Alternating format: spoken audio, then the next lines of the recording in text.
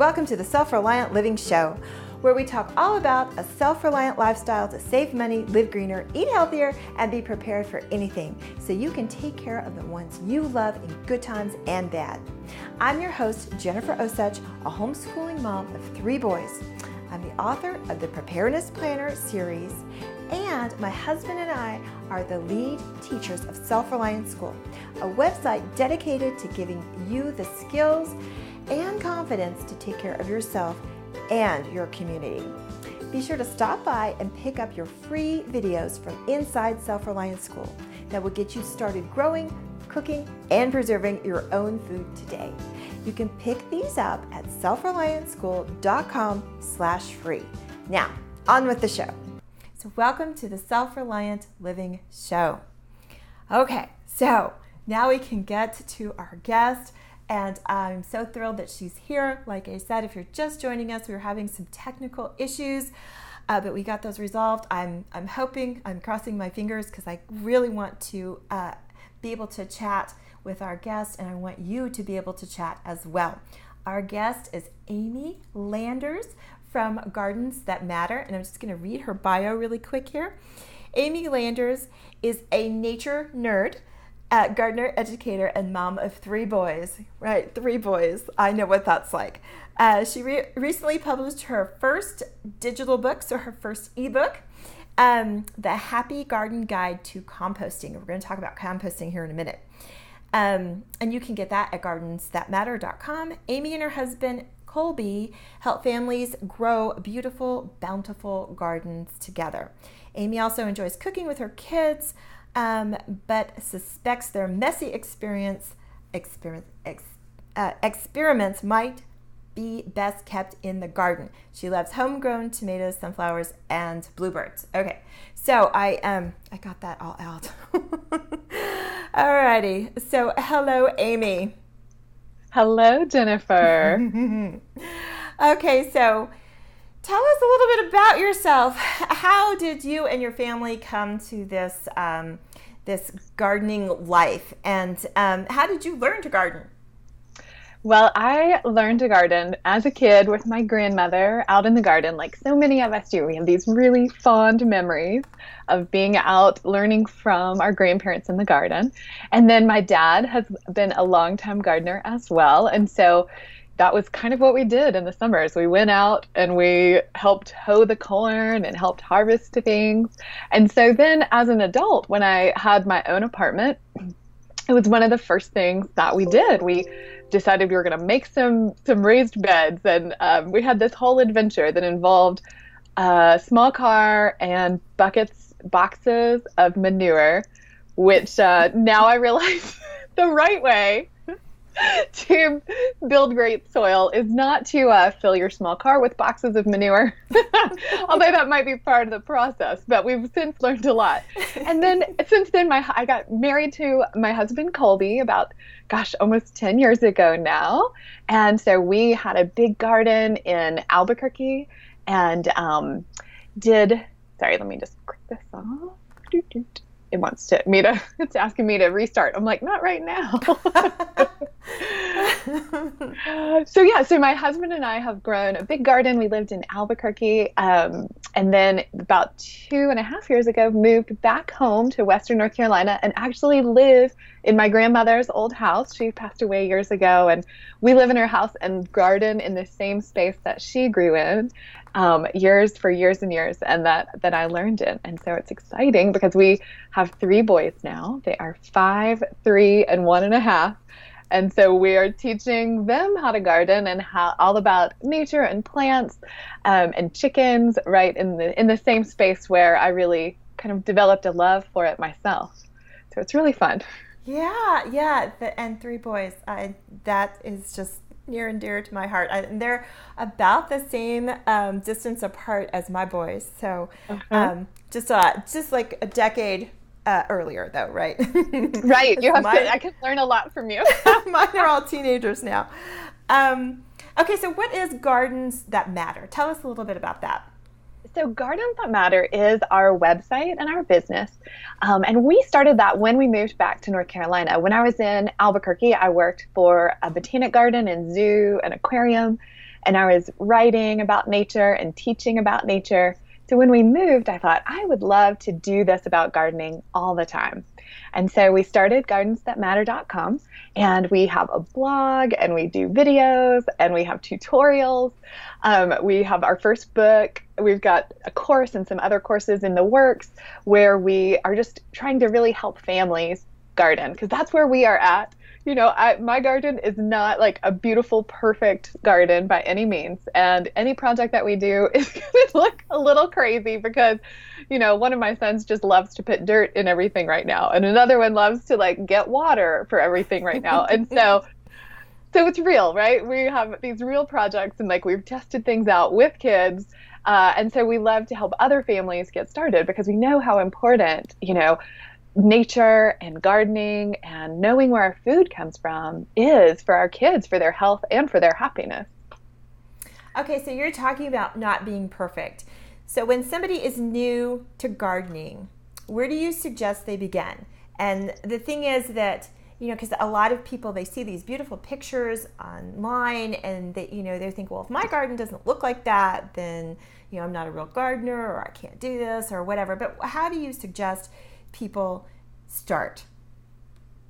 So don't pay too close attention to Pinterest, because those people have carefully, even pictures that I post, I'm thinking about what's in the background, and like I'll straighten things up a little bit.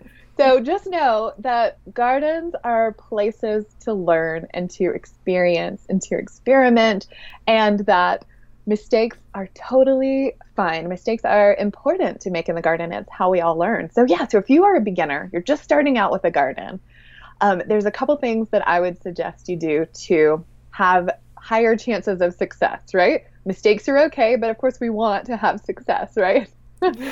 So the first thing I would do is I would put your garden in a really convenient place. Put it right outside your back door. Put it on the path you walk to get to your car. Put it near your mailbox. Put it somewhere where you're going to see it every single day. Because if you put it in the back corner of your yard, you know, where you only go to garden, then you're going to forget. You're going to miss things. You're going to find that you suddenly have a garden that's overgrown with weeds, or that needed water a week ago. Whoops. So start in a really convenient spot, and it doesn't need to be big. So that's my second piece of advice, is to start small.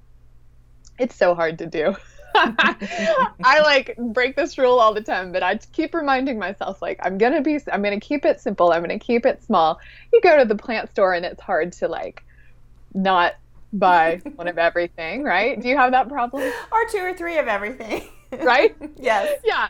But as you're starting, give yourself permission to really start small, and then start with the things that you love. So the third thing would be to start with the things that you love.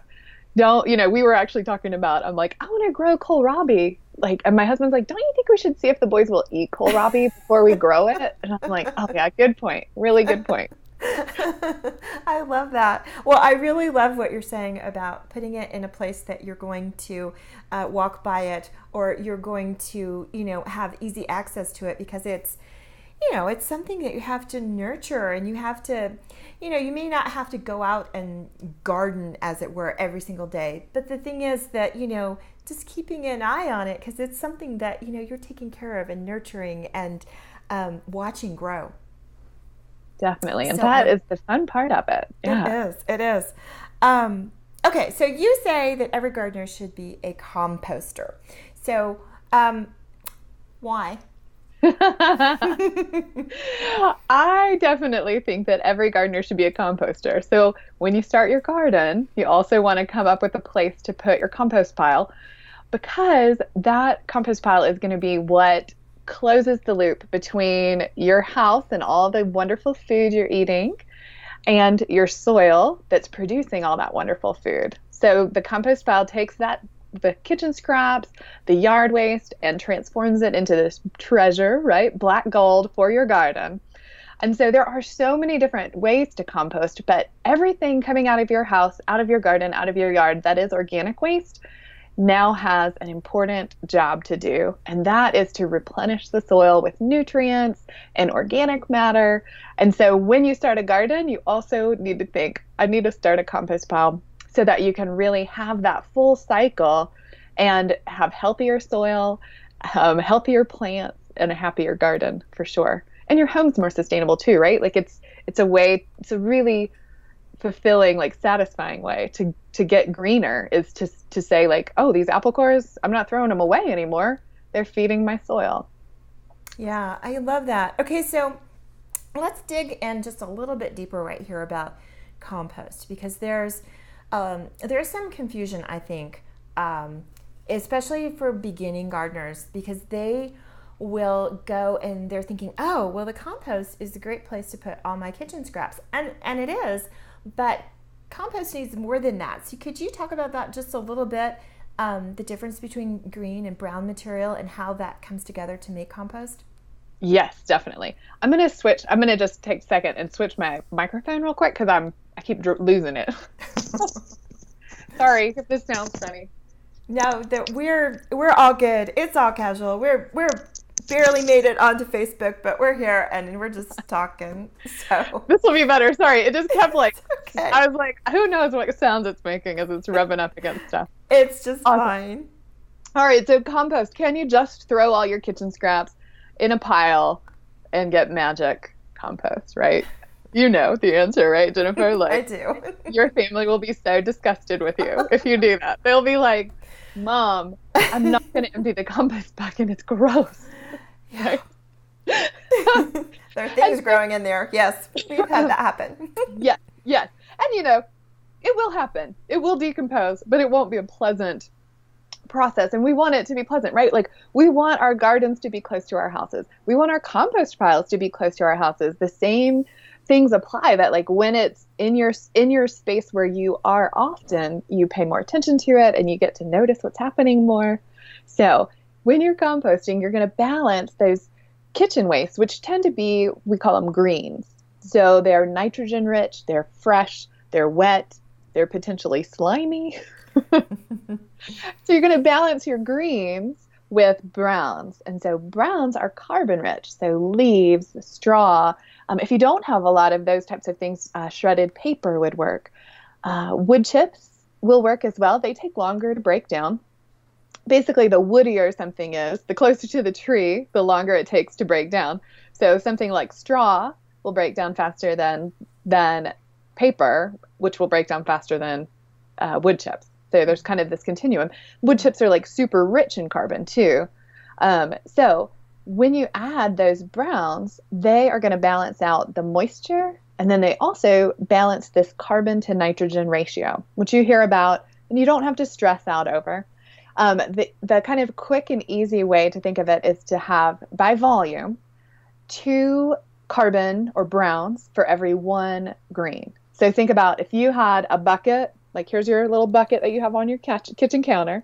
If you had one of those full of kitchen scraps, you would add the equivalent of 2 buckets of browns when you add it to your compost pile. And that's going to give you a rough ratio that will work and that feeds both the bacteria and the fungus that are working in your compost pile. They're like the workers of the compost pile.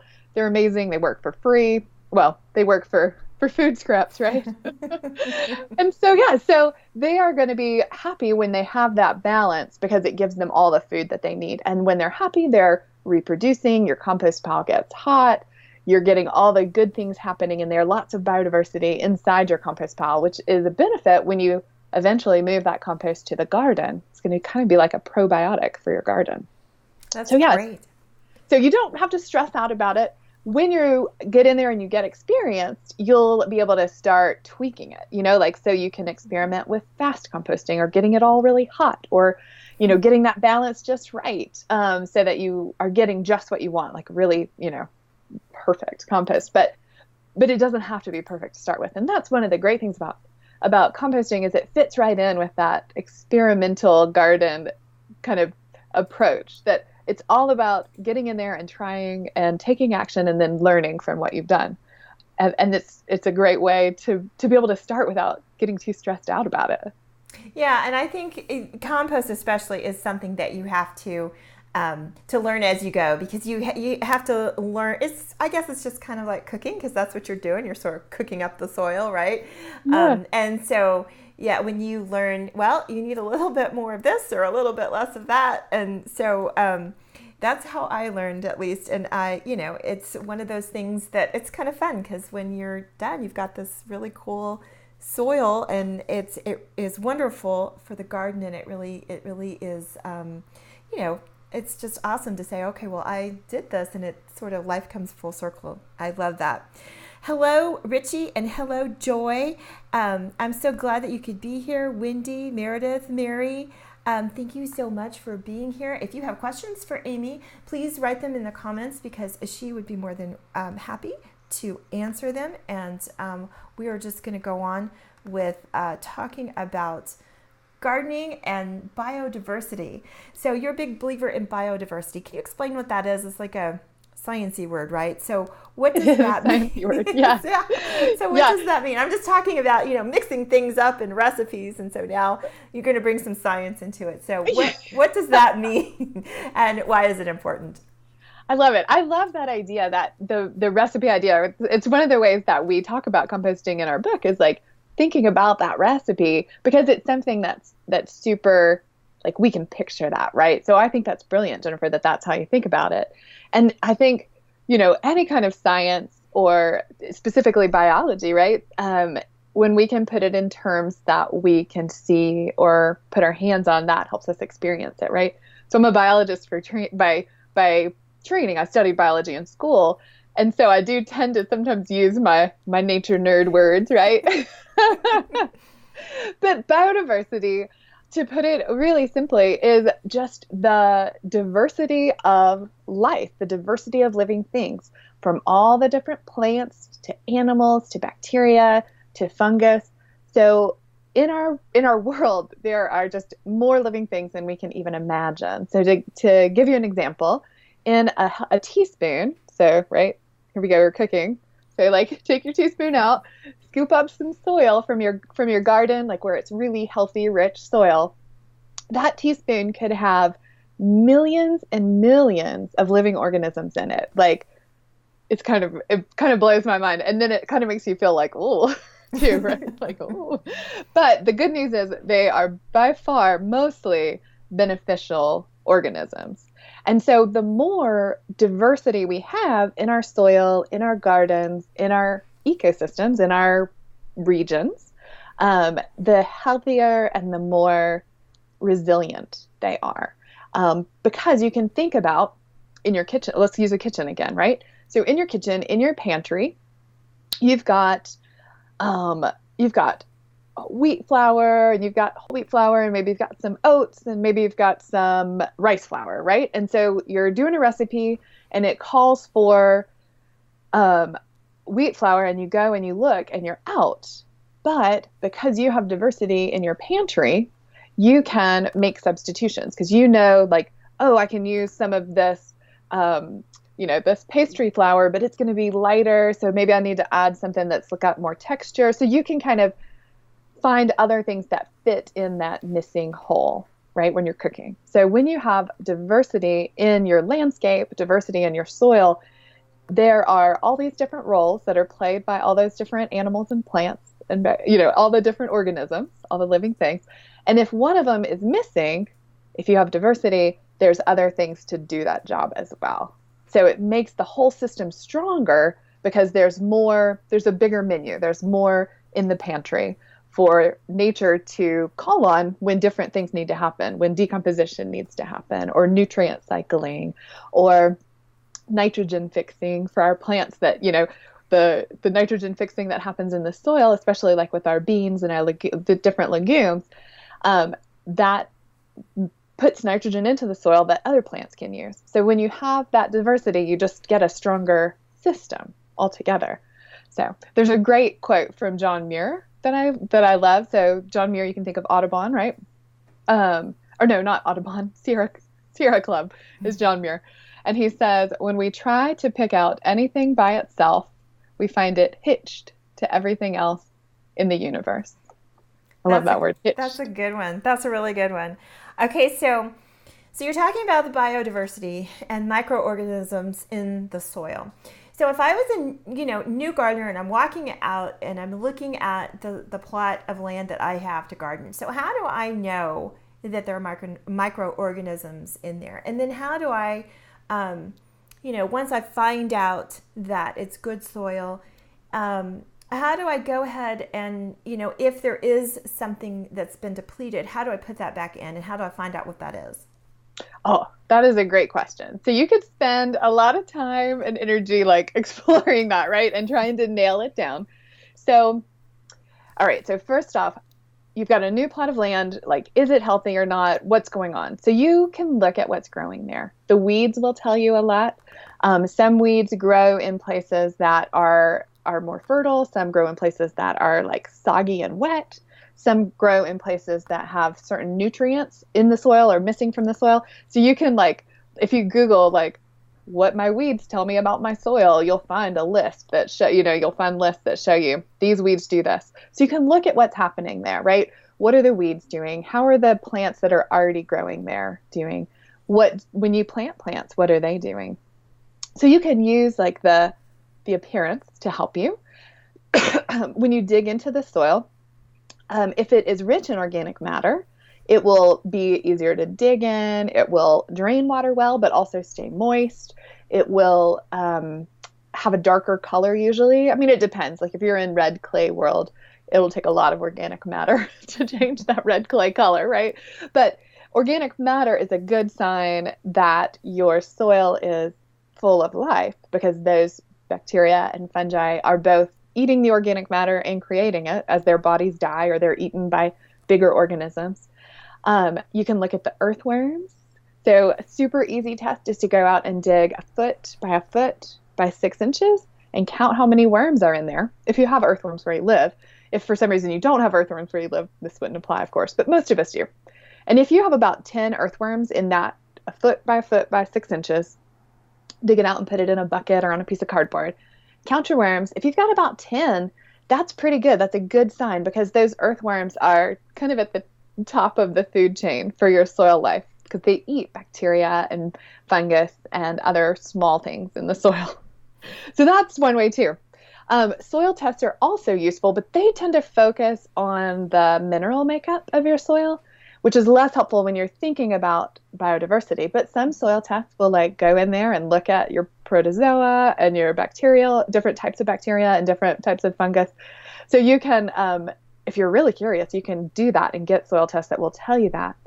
So that's kind of ways to gauge how healthy is my soil? How biodiverse is it? Where am I starting from? And then as far as improving it, all the different things we do to take care of our soil are really things we do to take care of the life in our soil. So compost, of course, is a big one. Mulching, covering that soil is going to help. Growing cover crops will help. Green manures. Growing your vegetable crops the roots of those will be places, the rhizosphere is the word for the little spaces all around the roots of our plants. And that's a place where living things live. And so just the practice of gardening, if you're thinking about taking care of the soil and replenishing the soil, will make your soil better. Over time, you'll get better and better soil if you keep adding that organic matter back, adding mulch, adding compost. So that's where to start. That's where I would start. It's like the kind of the panacea, compost. Woo. Yeah. I agree. I love that. Okay, so so you do have your garden and you've gotten, some compost going and you're going along and you're kind of happy. Then you notice some problems because you've got bugs or pests. So tell us about those and tell us, how can we figure out which ones are beneficial and which ones aren't, and then how can we get rid of the ones that aren't? Right? Yeah, because they will come because it's like if you plant it, they will come, right? So bugs in the garden are not necessarily a bad thing, right? So we're humans. We like to categorize things. It's how we understand the world, right? Good bugs and bad bugs. But let's use tomato hornworm as an example. Do you have tomato hornworms where you live? Yes. Yes, we do. So you'll go out to your tomatoes and you're like, what happened to my tomato? There's no leaves. There's like little brown dots all over the lower leaves. You're like, what in the world? And then you see it, a big old fat caterpillar. And so that's a tomato hornworm, and they can eat a tomato plant really fast. Kind of amazing. So, right, bad bug. We think of them as a bad bug because they're eating our tomatoes. But when they get older, they'll pupate. So they make a cocoon that looks like a little brown jug, and they're in the soil. And then they'll hatch from their cocoon, and they will be what's called a sphinx moth or a hawk moth. Have you seen those around? I have, yes. They're really big guys. Yes. They're so beautiful. They're out at dusk and they're drinking from any kind of like evening blooming, night blooming flowers, and they have really long proboscises. I don't know the plural. They have a long proboscis, like their little mouth part that they drink from, and they're amazing and beautiful and so interesting to watch. So, good bug. So then how do you kind of balance the two, right? Mm-hmm. So my first tip for kind of pest control is to really think about that pest in its place, right? So adult to or young to adult, like good, bad. Maybe it's something that feeds other insects, right? So it has this place. So they're aphids and they're eating your plants, but they're feeding all these beneficial insects that are predatory, right? So when you are looking at your insects, you kind of want to see, like, is it that much of a problem? Could I take all these tomato hornworms and move them off my tomato and put them over on my, if you had like datura, that's in the same family, Jimson weed, if you had some of that in your yard, you can throw them over there. They'll eat that. You could like be like, oh, I don't think we're going to eat eggplant this year. So you can move them over to your eggplant, right? I love that. That's great. But you can kind of have this like sacrificial plants where you can move them. So you could say, okay, the tomato hornworms aren't that big of a problem. I'm going to let them be. The aphids aren't so much of a problem that they're like defoliating my plants. I'm going to let them be. So you kind of can start to have a tolerance for those imperfections in the garden. So my dad is a traditional farmer. Like, he will spray at the first sign of a bug. And so when we moved in, I was like, we would like to garden with you, and we want to transition to organic. And he's like, well, I don't like holes in my lettuce, Mm-hmm. And so we've had to find that balance between a few holes are okay. A few cabbage moths are probably not that big a deal. But when we start to notice a lot, we're going to go in there and hand pick them, or we're going to use some organic pest controls. And there's all kinds of information out there about how to control pests in that way. But part of it too is just changing that mindset about, good and bad aren't quite as clear as we like to make them. And maybe sometimes it's okay to let them be there because they're part of this bigger picture. One of the ways, so do you know about, have you seen the things about like the pest life cycle and the predator life cycle? Have you noticed? No, I haven't. No, So this is one of the ways I've talked to my dad about it that I think helps us to understand why it's okay to wait, and we don't just have to spray everything with methionine or something, right? And so if you look at pests, right, they come in and they multiply fast. Suddenly your plant is covered with aphids, right? And you're like, what in the world? So they have a fast, quick life cycle. They're at the bottom of the food chain, right? They need to be able to produce fast, offspring fast. Predators are bigger. They take longer to grow. They take longer to breed. So praying mantis, ladybugs, wheelbugs, assassin bugs, all these different insects that eat the pests take a longer time to grow. So if you go out and you spray an insect killer that kills everything, you're taking everything back to zero, right? And when your pests come back, they're like, boing, no problem. We're pests. We grow fast. We reproduce fast. And your predators are like down here, and it's going to take time. So if you can wait a little bit longer, right, before you do something, then your predator population is going to grow and be able to deal with those pests better because you've got a more a stronger system, right? You've got a more complete system. So that's one way to think about it as far as dealing with pests. But sometimes you do want to deal with them. And we just do organic approaches. We try to make it really targeted towards whatever we want to discourage or get rid of. Mm-hmm. and we try to think about like the life cycle of the animal or the way that Yeah. insect behaves. So do you have squash bugs? Yes, we have squash bugs. What do you do for squash bugs? We pick them off, Yeah. basically. That's we just go out, and because our garden isn't, really, really huge. It's manageable that way. But I just love what you're saying, like about the eggplant. It's like, oh, I changed my mind about that, so I can put the bugs over it. I love that. And then, yeah, I think your dad and my dad, they sound alike because my dad is quick with that Roundup. He's like, okay, let me see. Is there a weed? I'm ready.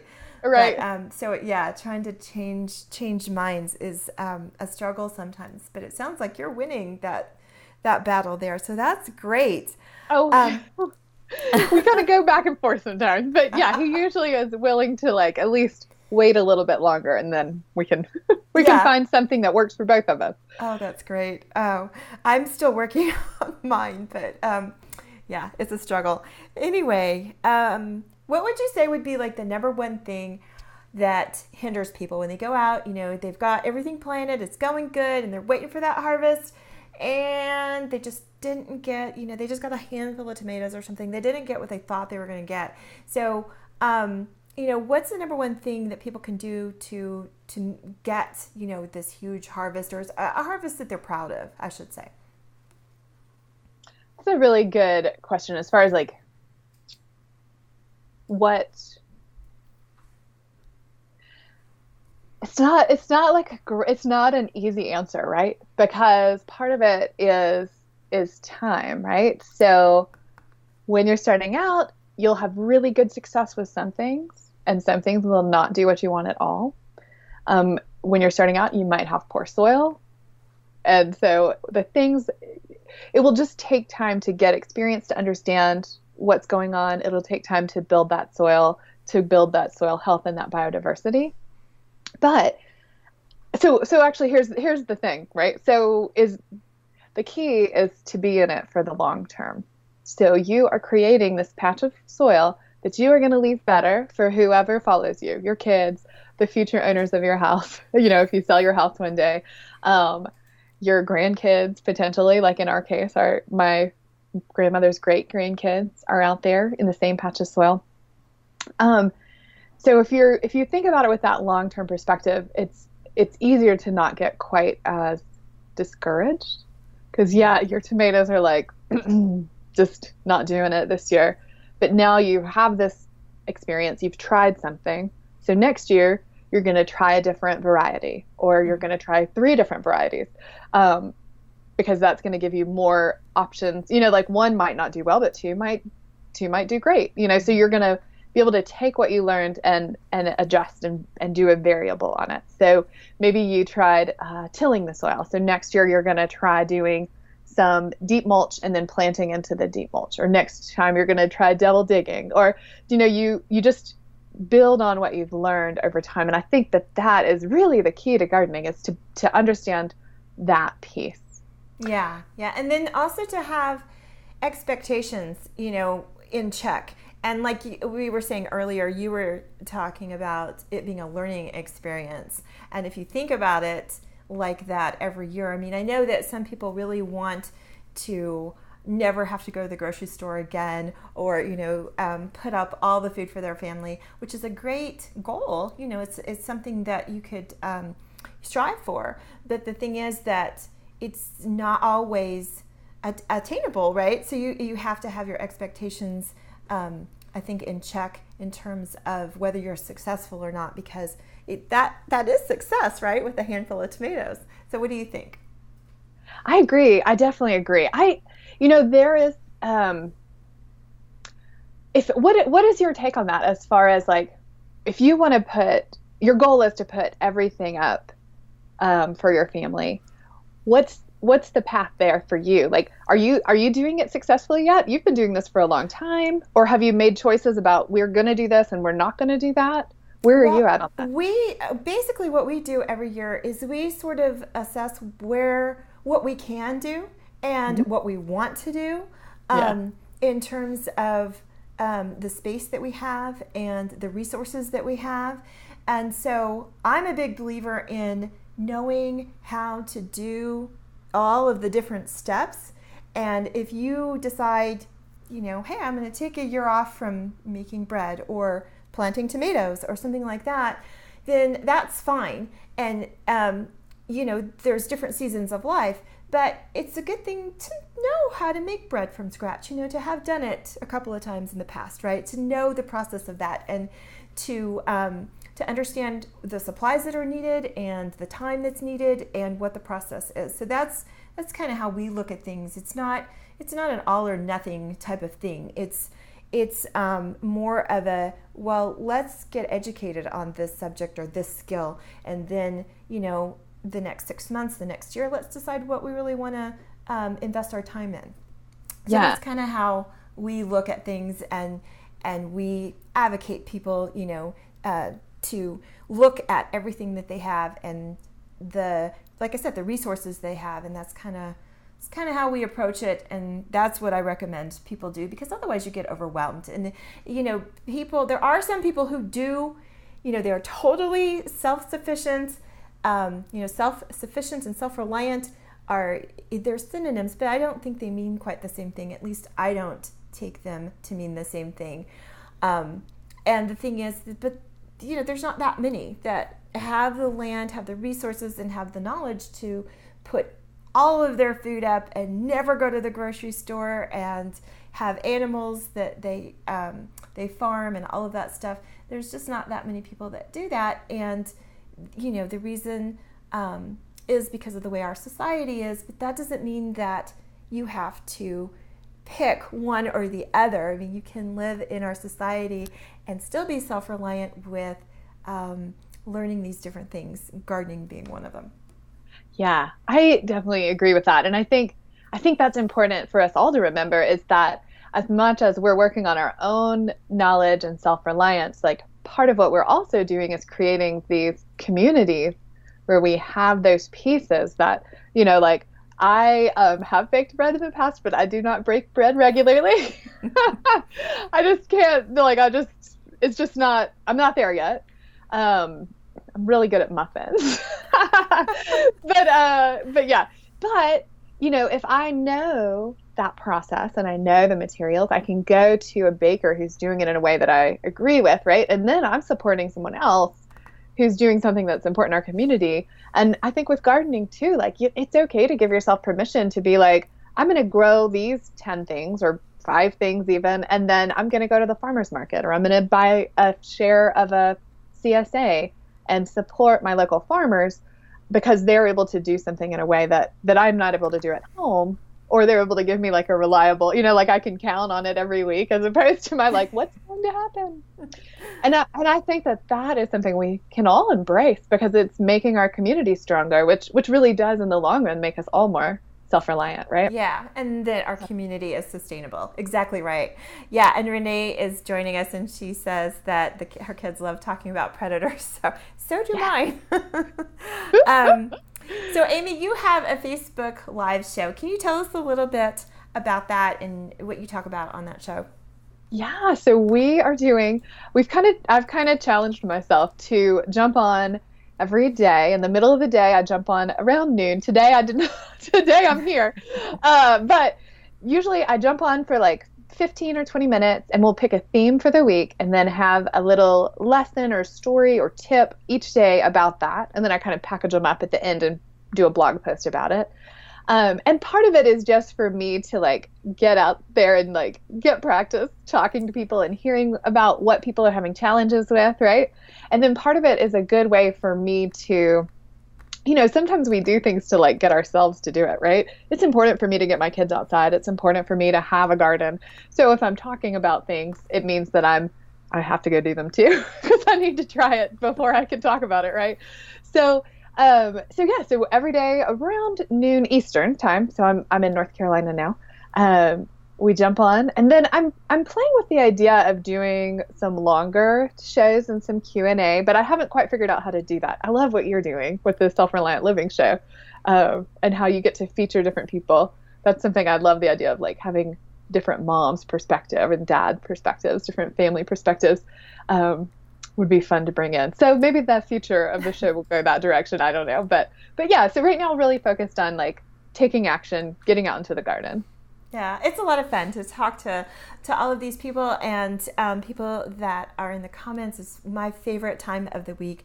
And Shelley is saying that yes, that she would need a very large plot of land to put up everything that her family needs, and that yes, to support your local community. So I think there's agreement there. Here's the one for you. How do you feel about grass? Right? When people, you see all these manicured lawns, and you look and you see all this land, because I know that my older son, he is our budding gardener. He has taken over actually this year all of the garden, and he's having such fun with it. But when he goes around and he looks at all the people that have the grass, he just kind of shakes his head and is like, why all that land, and you could be growing this or that. What is your take on that, and how do you feel about it? So I'm a big believer in front yard gardening, right? So full disclosure, we have a lot of grass around here. You don't have to water it here. It just grows. It's a great way to cover the soil so there's not erosion. If you live in a place where grass is growing, if you live in the Midwest and you live in a grassland, like, grass is not intrinsically bad to have. But when you start to think about the way we manage our grass lawns, that's where you get into problems, right? Because we're fertilizing them. We might be using like feed, and what do they call that? Weed and feed, where it's like, it's like a herbicide and fertilizer at once. And and homeowners are like not paying attention, right? Mm-hmm. Homeowners are a major source of runoff pollution, as far as nutrient pollution that's running off into our streams and causing lots of problems downstream. If you live in a place that's arid, which I think maybe, would you need to water? Are all those lawns that your son's seeing, are they irrigated? They need to be watered. They have sprinkler systems, and they need the weed and feed and all of that to be maintained. Yeah. So that's so we're creating these systems, right, where we've got to water it, we've got to feed it, we've got to weed it, and like, oh wait. Maybe we could take all of those resources and all of that energy and devote it to something else. So you start to see really cool projects like, I think in Orlando, Florida, there's a project where this group will come and they will garden your front yard for you. And then you get a share of the food, and then they take part of it and go to the market. So it's like, again, it's that community piece where you're supporting other people, So there's people who will take that land and grow on it instead. So, I think having a little bit of lawn is a useful way to have a place to play outside. Maybe it's near your garden so your kids can play in the grass with the sprinkler while it's running. You can have dual purpose, right? So like the sprinkler, and use organic lawn products, and your kids can play there while you're in your garden. Like there's a way to fit some lawn into it. But I'll tell you, here we're slowly but surely mulching the lawn away. Like we're mulching we have a little orchard and it has grass underneath it, but we're like, every time we get a load of mulch, we like spread it out a little further and spread it out a little further, because, we don't need to spend time and gas and money taking care of a lawn that could be going into our food or into just wildlife habitat, Yeah.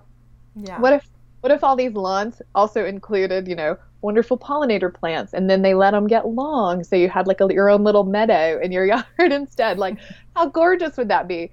You'd have to get the whole like neighborhood in on it, right? So you're like, if you live somewhere with like a neighborhood, what do you call that? A neighborhood association, right? Yeah, like a homeowners. Yeah. Yeah. So you're going to probably have to like go do some educating first, but like, how amazing would that be if everybody's, hedges included milkweed, or included butterfly food, or bird things that migrating birds need? Like there's such potential there, I guess, right?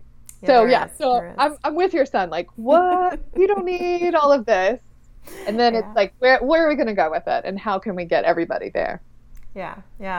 He's still at that grumbling stage, and I'm hoping that it will motivate him to actually do some of those things that you're talking about, because you're right. You have to change people's perspective about things, and that's a battle sometimes, but it's one that if you win, I mean, look at the potential, like you're saying. So that's great. And he's on the road to that for sure. Like, and it's because of what you've done, Jennifer. You know, like it's because of the work you're doing that he sees that. Yeah. He sees things that way. Yeah, it is, and we're proud that he's thinking for himself. You know, he's looking at things and going, that doesn't seem quite right. So that's a really good sign, right? Yes. Yes. So what are your favorite things to grow? I love to grow greens because they're fast and the kids get kind of that instant gratification. So radishes and greens. I did grow too many radishes at the same time last year, and I had like everything. I like took radishes to the potluck. I was like, we're taking, you know, this is herb butter with radishes. It's special, you know. But I love that instant gratification. So radishes and spinach and lettuce and kale, and we have some mustard right now that is just going crazy. It's like up and just going. So my kids are like not quite on board. The mustard has a strong taste, so they're not quite on board with it. But I'm happy with it. They do good with lettuce and spinach right now, though. Yeah. So I love those kinds of things that you kind of get that quick win. And then I love, I love. I could go on and on, but I'll shift and talk perennials next. So I don't know how many like edible perennials you grow. Do you have like some edibles some perennial edibles in your yard?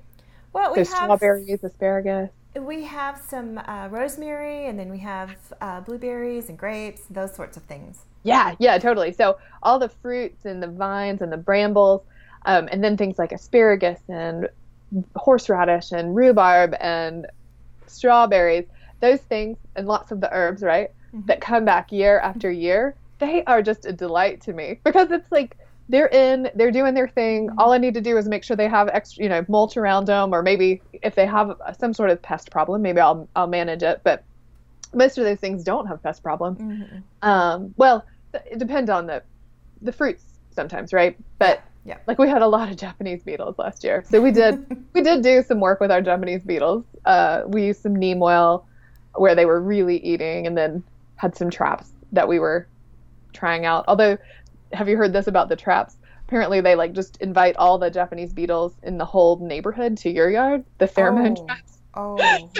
They're not always like a good thing, but we're experimenting with how to work on those. But in general, those perennials are going to be able to keep going, and like that I love. So I'm always interested. We actually have some asparagus and strawberries coming in this weekend, so we'll be planting those if the soil's dry enough. It's been rainy here, but They're great motivators too, though, because they're going to come back. They're going to do their thing no matter what you're doing, and so they're like, "Hey, come on into the garden. Look what's happening with me." You know, it's like, it's something that, well, at least it motivates me. So I love that about them. Yes, me too, for sure.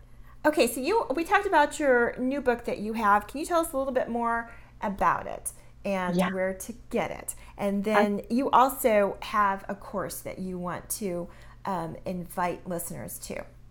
Yeah, we would love for listeners to come over and check out this course. So I have, so our book is The Happy Garden Guide to Composting, and we really decided to start there because even though it's not the flashiest or the most delicious part about gardening, it's such an important foundational piece, and like everything else goes from there. So we have a book, and there's digital bonuses, and there's some one-on-one support in our packages. So what I have for listeners is our introductory course, which is called Quick Start to Composting. And it's in less than an hour. It's kind of everything you needed to know to get started with a really simple compost system. And so you might have to help me with the URL. Let's see. Oh, right. Yes. We have a special URL, and you can go to selfreliantschool.com/GTM to get that introductory course for composting. Yeah, so it'll send you right over. You'll be able to sign up for that course, and then I'll share information with you about the book. You can get our weekly updates if you want to get those that have kind of hands-on tutorials and tips and interviews with other gardeners, other family gardeners. So it's kind of our place where we think if everybody starts there, they'll have a really good, solid foundation to build from. And it's just fascinating, like that process where you take something that seems like waste and you turn it into this completely other new, beautiful, dark, rich, compost, is a way to kind of capture our own attention, right? And capture our kids' attention, and it forces us to slow down a little bit, right? Like you can make compost happen fast, but not that fast. It's still like makes us kind of stop and be present and understand the space that we're in a little bit more, and not take things for granted either. Yeah, exactly right. Okay, so gardensthatmatter.com, where else can people find you? So we have our Facebook page, so facebook.com/gardensthatmatter. And that's where we do those daily video tips. And I do Twitter and Instagram a little bit as myself, Amy H. Landers. Those I'm not as active on. I just find with business and work and kids and everything else, I don't have time to do it all, and that's okay. So I do what I can. But yeah, and then we're not doing a lot on YouTube right now, but I'm interested in doing more as the season progresses and we get outside and can do some recorded video out there. So yeah, so we would love to connect with folks. Definitely interested in having kind of this one real time back and forth and being able to help people with like what is bugging them and what is problematic for them is really appealing to me, because the more people we can get out in their gardens and in their lawns even, right? On the edges of their lawns, they can start planting, and then all those beautiful plantings will just creep and take over the whole lawn. Yes. And the kids will be right there in the middle of it, and they're fascinated by it. Right. And they're learning just right along with you. Yeah, exactly. Yeah. So they don't necessarily have to be doing the garden work with you, doing the compost work with you. When they're out there playing in their play area nearby, when they're out there just exploring, they're learning the whole time, right? They're tiny little scientists. They're constantly observing. It's amazing what they pick up. It's like they just almost absorb it. It's amazing to me. But thank you so much, Amy, for being here. It's just it's been a joy to talk to you. Oh, I'm so glad, Jennifer. Thank you so much. It's been so much fun. Okay, so if you have joined us in the middle of this show, then I would like you to know that we were talking to Amy Landers from Gardens That Matter, and you can go over to her website and learn more about her and what she does over there. It's at gardensthatmatter.com. Then also, I just wanted to let you know really quick here that there is going to be a summit on sugar coming up. Actually, it's going to start on Monday, and I just want to mention it here really quick because it's one of those summits that you can sign up for free.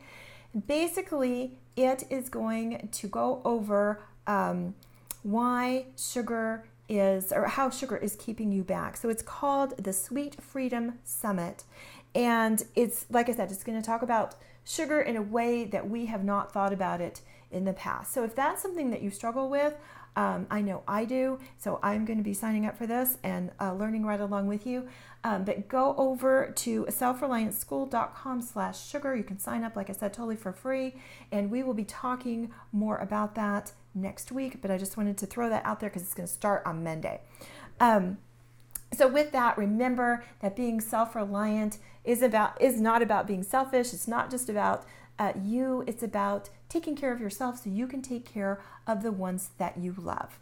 Take care until we talk again. I'm so glad you could join me today. Here's what to do next. Head over to selfreliantlife.tv to pick up the show notes for this episode and to watch replays of older episodes. To go directly to the show notes for this episode, go to selfreliantlife.tv and then, without a space, type a / and then the number of today's episode. You can watch this show live every Thursday at 1 p.m. Eastern, 10 a.m. Pacific, live on Facebook or the Periscope app. Don't forget to stop by selfreliantschool.com/free to get your free Self-Reliant School videos that will help you get started living a self-reliant life. Also, if you're listening to this show as a podcast and you've liked what you've heard today, please subscribe through Stitcher, iTunes, or your favorite podcast app. If you're on a mobile device, just search for the Self-Reliant Living Show. If you're on a laptop or desktop, just go to selfreliantlife.tv/iTunes. And while you're there, please leave a review. I love to hear from you.